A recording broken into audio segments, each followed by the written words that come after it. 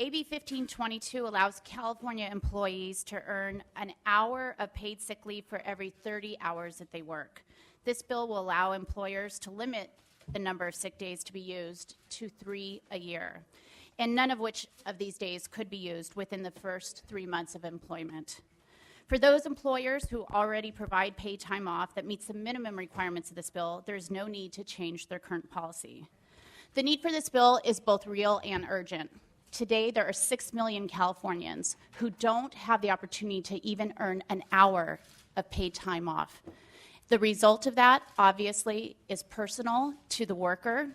They have to make choices about going to work and earning enough to make ends meet, or to stay home when they're truly ill, or to stay home with their child and take them to the doctor when their child is ill.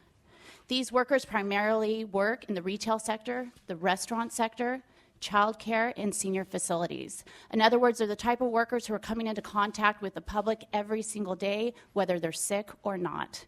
We know that the cost of this, and the cost reduced by allowing workers to take time off, is exceptional. Emergency room costs itself are attributed to 1.3 million emergency room visits are because there is a parent that has to take their child to an emergency room rather than a doctor during normal work hours. That's in the United States as a whole. Parents who don't have earned time off are 5 times more likely to take their children to an emergency room rather than a doctor.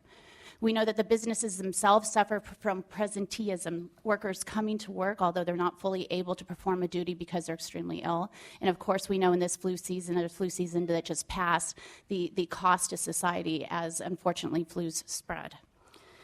A worker shouldn't have to decide between taking care of a loved one or themselves and buying groceries for the month, and unfortunately, too many of them do.